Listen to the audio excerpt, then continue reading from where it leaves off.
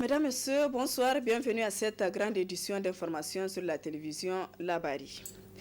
La montée des eaux du fleuve Niger au centre d'un point de presse animé cet après-midi par le gouverneur de la région de Niamey. La cote d'alerte orange étant dépassée, il faut donc signaler qu'il y a risque d'inondation pour les populations riveraines selon le gouverneur. On l'écoute. Il a plu pendant plusieurs jours dans les régions de l'Ouest, ce qui a fait que la Sirba, le Gourouol et les autres confluents ont drainé beaucoup d'eau, qui ont fait que la côte du fleuve s'est beaucoup élevée. Le lundi, nous avons enregistré 555 cm contre 586 le mardi 27, puis 594 cm hier, mercredi. Et ce matin, nous sommes à la cote de 603 cm, ce qui veut dire que la cote d'alerte orange est suffisamment dépassée, ce qui laisse présager des risques imminents de crues, donc d'inondation. Son Excellence, Monsieur le Premier ministre, chef du gouvernement, Birji Rafini, vient de nous instruire pour maintenant nous réunir en urgence et voir les dispositions pratiques qu'il faille prendre. Mais auparavant, à notre niveau ici, j'avais instruit les deux secrétaires généraux pour me convoquer tous les chefs de quartier riverains du fleuve pour que nous puissions les entretenir de ces mêmes problèmes, pour qu'ils retournent vers leur population, les informer de l'imminence des inondations, afin que chacun prenne des dispositions concrètes en attendant les mesures que le gouvernement sera en devoir de leur proposer. Pendant que nous aussi, nous allons identifier des centres d'accueil. Dans une déclaration cet après-midi, le FRDDR, le Front de l'opposition, se prononce sur le chronogramme des élections à venir. Le FRDDR qui rejette en bloc ce chronogramme établi par la CENI. Un extrait avec Ladan Hamidou Tchana, membre du FRDDR. L'opposition politique nigérienne a tiré l'attention de l'opinion nationale et internationale quant aux risques graves qui résulteraient du maintien du candidat surnommé dans la position de juge et parti. L'opposition politique demandait alors au président de la République, chef de l'État, d'en tirer immédiatement toutes les conséquences. Le 5 avril 2019, l'opposition revenait à la charge par lettre numéro 008/CFO adressée au premier chef de gouvernement, président du CNDP, lui rappelant qu'ayant rejeté la loi créant la CENI, l'opposition ne pourrait accorder un quelconque crédit à ses activités planifiées et mises en œuvre de façon exclusive. Elle concluait que pour une sortie de crise, elle réitère son exigence d'un dialogue véritablement inclusif. Pour le FRDDR, la rencontre dite d'information et d'échange sur le processus électoral du vendredi 16 août 2019 constitue un non-événement.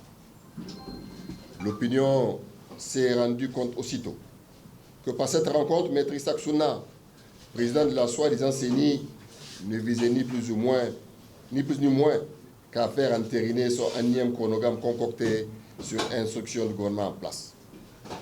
Militants. Dans le même sens, le président de la soi-disant CENI conviait, à travers une correspondance saugrenue, datée dans une confusion totale, du 15 août 2019 pour certains et du 19 août 2019 pour d'autres, les partis politiques à transmettre au niveau des 266 communes du Niger les noms de leurs représentants pour les commissions administratives avant le 25 août, délai de rigueur. La commission administrative étant un démembrement de la CENI, le FRDDR ne saurait cautionner cette mascarade contraire à sa position maintes fois réitérée de ne pas reconnaître à l'État le code électoral non consensuel duquel est issu la soi-disant CENI.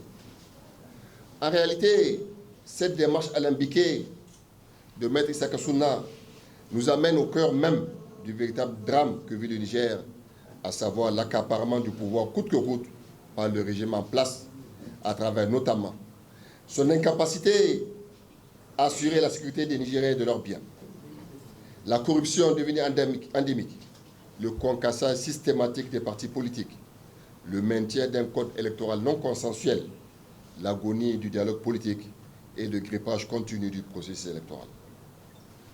Au regard des derniers agissements du sieur Bazoum Mohamed, se payant des vacances politiques aux frais de l'État, le FRDDR a décidé de porter plainte contre lui pour usage des biens et attributs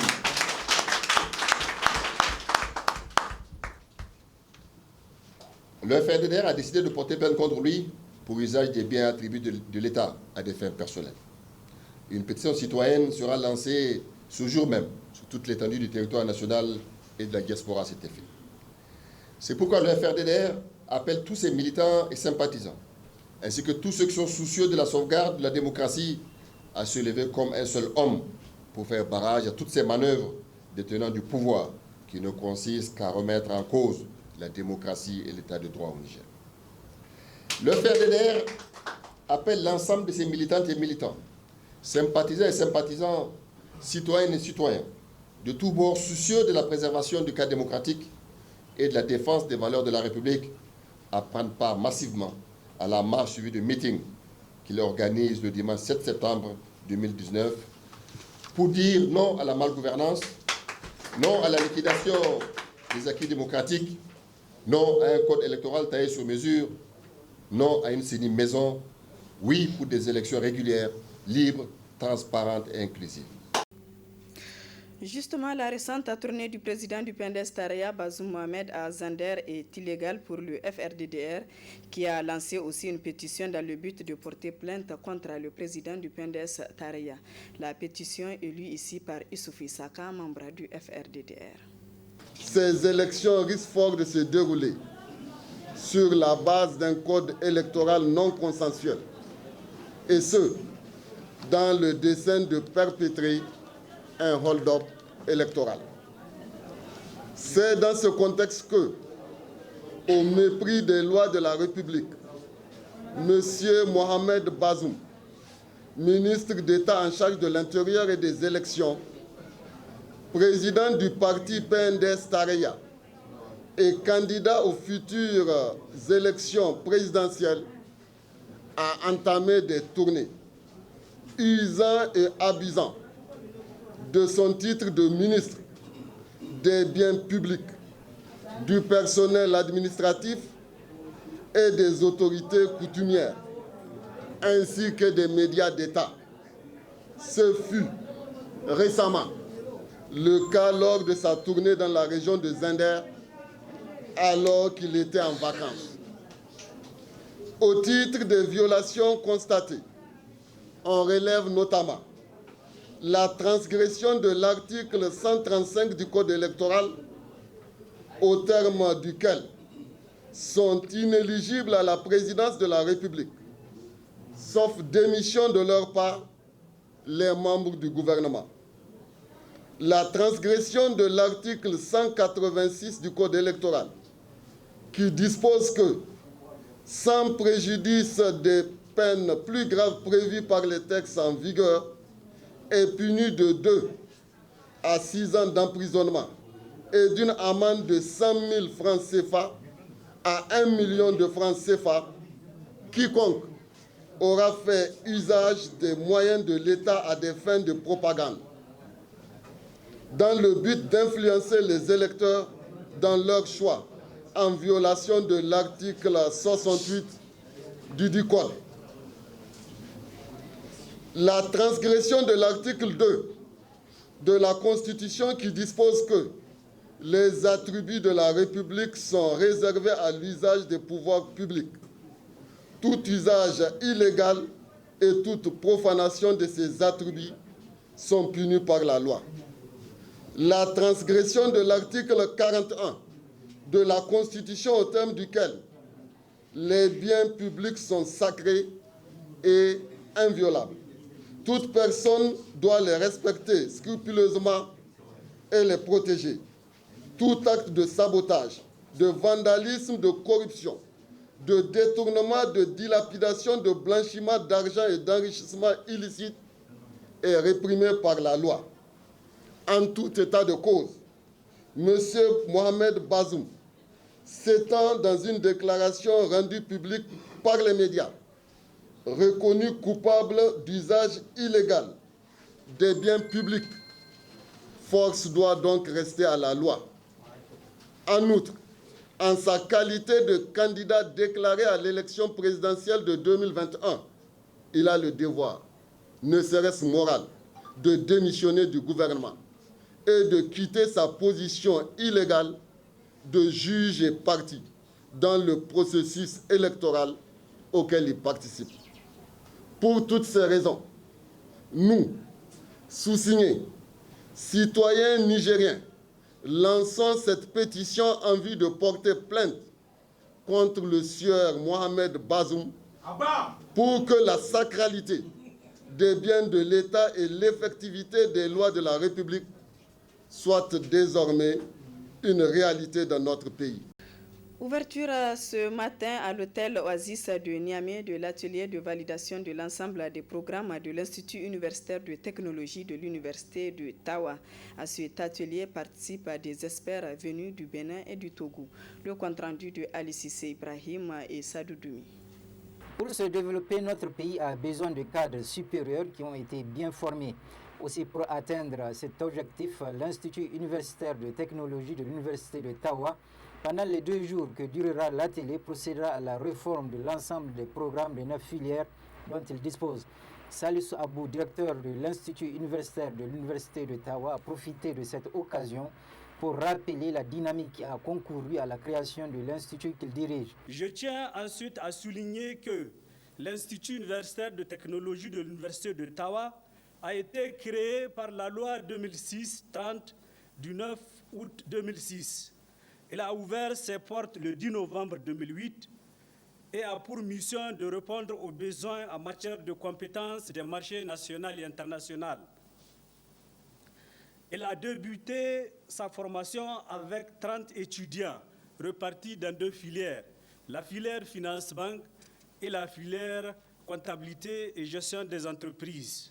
Aujourd'hui, cet institut enregistre 518 étudiants repartis dans 9 filières, à savoir la finance-banque, la comptabilité et gestion des entreprises, la communication d'entreprise, la gestion des ressources humaines, la gestion hôtelière et touristique, l'informatique de gestion, management logistique transport, maintenance informatique réseau et en technique de commercialisation. Pour sa part, le recteur de l'Université de Tawa, Ado Mohamed, a précisé le but visé par l'atelier. Cet atelier vise à moderniser les filières de formation à l'Institut universitaire de technologie, à les rendre plus attractives et permettre une meilleure employabilité des diplômés. Il constitue ainsi une occasion pour les participants de procéder à la validation du programme de réforme des filières et des offres de formation. Je voudrais donc à cette occasion souhaiter la bienvenue à l'ensemble des participants et les remercier pour avoir répondu si promptement et pendant leurs vacances à notre invitation, malgré vos agendas que je sais très surchargés et vos vacances sacrifiées. Procédant à l'ouverture de l'atelier, le ministre de l'Enseignement supérieur, de la Recherche et de l'Innovation, Yahouza Sadissou, a réaffirmé l'engagement de son département ministériel relativement à l'amélioration de l'enseignement supérieur. Mon département ministériel est donc résolument engagé dans la recherche des voies et moyens pouvant lui permettre d'améliorer la qualité de l'enseignement supérieur. C'est dans cette optique que le gouvernement a créé, par décret pris en Conseil des ministres, le 15 février 2019, l'Agence nationale d'assurance qualité pour l'enseignement supérieur, ANAQ-Sup. Son rôle est de définir les standards de qualité à respecter par les établissements d'enseignement supérieur, de concevoir un mécanisme et des procédures de garantie et d'évaluation de la qualité des programmes de formation et des établissements, de donner un avis technique sur l'accréditation des établissements par le ministère en charge de l'enseignement supérieur. Le ministre de l'Enseignement supérieur, s'adressant aux participants, dira qu'il est attendu à l'issue de leurs travaux des offres et filières de formation attractives et répondant aux besoins du marché du travail nigérien. Enfin, un témoignage de satisfaction a été donné par le ministre de l'Enseignement supérieur, de la Recherche et de l'Innovation à Salisu Abou, directeur de l'Institut universitaire de l'Université de Tawa, pour la qualité du travail qu'il est en train d'accomplir. L'hôtel Gawé a abrité ce matin un atelier de capitalisation de la mise en œuvre du projet de renforcement des capacités des jeunes et des femmes entrepreneurs pour la compétitivité des produits agroalimentaires du Niger. Un atelier organisé par AgriProFocus en collaboration avec Oxfam au Niger. Le compte rendu. Cet atelier qui se veut celui de capitalisation des acquis issus de mise en œuvre du projet de renforcement des capacités de jeunes et femmes entrepreneurs pour la compétitivité des produits agroalimentaires du Niger est organisé par AgriProFocus Niger, un réseau qui œuvre pour la promotion de l'entrepreneuriat agricole pour une sécurité alimentaire et nutritionnelle durable au Niger, mettant l'agribusiness au service du développement. Le projet vise à fournir aux jeunes et femmes entrepreneurs de la chaîne agroalimentaire des orientations sur la certification et la mutualisation de l'emballage de leurs produits pour les rendre compétitifs et les positionner sur le marché. Les résultats de ces projets sont aussi visibles, en témoignent les discours que nous recevons de nos partenaires et des bénéficiaires même de projets, mais également des acteurs qui sont sur le positionnement de la certification. Vous conviendrez avec moi que les résultats obtenus dans la mise en œuvre d'un tel projet, qui est important aussi bien pour AgriProFocus que les bénéficiaires et les autres acteurs, doivent faire l'objet d'une capitalisation en présence de toutes les parties prenantes concernées afin d'en tirer leçon, d'en tirer des recommandations qui puissent améliorer les résultats reçus et également pour pérenniser les acquis. Ce projet de renforcement de capacité des jeunes et femmes entrepreneurs pour la compétitivité des produits agroalimentaires du Niger est financé par Oxfam au Niger. Nous sommes tous réunis autour d'une table pour essayer de réfléchir quelles étaient les meilleures actions réalisées, quel était l'impact, mais aussi quelles étaient les leçons et les points d'amélioration. Je dis par là donc le contenu de ce qui nous réunit aujourd'hui, qui est un atelier de capitalisation. Cet atelier de capitalisation a un objectif précis, c'est de nous dire que l'idée qui a été développée et qui a été mise en œuvre a été une idée bonne ou mauvaise. Si elle est bonne, sur quoi il faut se concentrer pour mettre à l'échelle cette initiative? Si elle est mauvaise, quelle serait la meilleure façon d'intervention ou quelle serait la meilleure idée? Le secrétaire général du ministère de l'Entrepreneuriat du Jeune se réjouit de la mise en œuvre de ce projet qui fait l'objet de capitalisation des acquis. Ce projet, faut-il le rappeler, a été lancé officiellement le 20 février 2019 par le ministère de l'Entrepreneuriat des Jeunes. Après 6 mois de mise en œuvre, nous voilà réunis pour analyser les processus et résultats de cette expérience pionnière au Niger. Pour notre part, je puis vous assurer de l'engagement total de notre département ministériel à accompagner cette initiative de AgriProFocus Niger. Et aussi, je voudrais exhorter l'ensemble des participants à cet atelier à faire des propositions pertinentes et des recommandations afin d'en faire profiter le maximum de jeunes et femmes entrepreneurs au Niger. Ce projet élaboré par AgriProFocus en collaboration avec Oxfam au Niger est fortement soutenu par le ministère de l'Entrepreneuriat des Jeunes au vu des résultats encourageants obtenus au bout de 6 mois. La Maison de la Presse a servi de cadre ce matin aux assises du forum de mobilisation des partenaires et des ressources au profit des écoles coraniques contribuant à la résorption des populations scolarisables non scolarisées. Le compte rendu de Nafissa Zakou et Aboubakar Souley. Après les régions de Maradi et d'Ifa, c'est au tour ce 29 août de la région de Tillabéri, précisément le département de Saï, d'abriter ce forum de mobilisation des partenaires et des ressources au profit des écoles coraniques, contribuant à la résorption des populations scolarisables non scolarisées, initié par le projet d'appui pédagogique PAPEC RN Sahel. Occasion pour le maire de Saï et le président de l'Union islamique de Saï de saluer les efforts du projet PAPEC RN dans le cadre de l'amélioration des écoles coraniques de Saï. Dans son mot introductif, le responsable du projet PAPEC RN Sahel a souligné les réalisations faites par le projet. L'ONG RN Sahel a mis en place le projet d'appui pédagogique aux écoles coraniques, à titre de rappel depuis 2006 au niveau de la région de Maradi. RN a travaillé tout d'abord avec 9 écoles coraniques. Plus tard, le projet a eu à faire son extension. C'est ainsi qu'à partir de 2012, le projet a fait son implantation au niveau du département de Saï, où il a d'abord travaillé avec 10 écoles coraniques. À partir de 2014, 10 autres écoles coraniques se sont ajoutées. Présentement, au niveau de RN Sahel, 10 écoles à terrasse ont été appuyées, 20 à Saï, 48 écoles coraniques à Maradi, 17 écoles coraniques à Difa, 13 écoles coraniques à Ménesoroa et 20 écoles à Boudoumaria. Nous appuyons à titre d'activité l'alphabétisation des enfants qui fréquentent les écoles coraniques. Présentement, nous recensons 33 213 enfants au niveau des 3 régions. Les formations au niveau des maîtres coraniques se résument avec la formation en pédagogie aux maîtres coraniques, la formation en gestion administrative, la formation en technique de plaidoyer et en technique de communication, pour ne citer que ceci.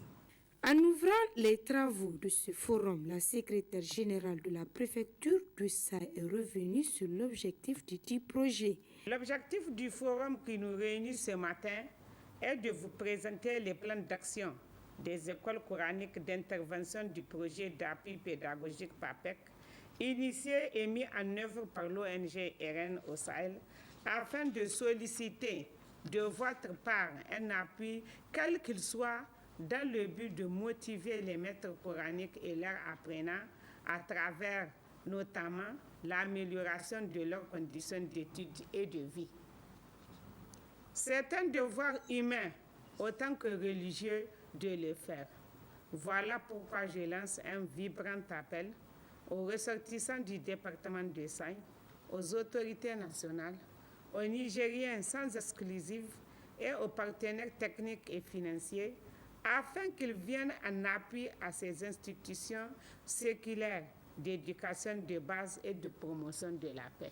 À noter que plusieurs actions sont en train d'être prises par le ministère de l'Éducation primaire et de l'alphabétisation dans le cadre des écoles coraniques afin de rehausser le taux de la scolarisation.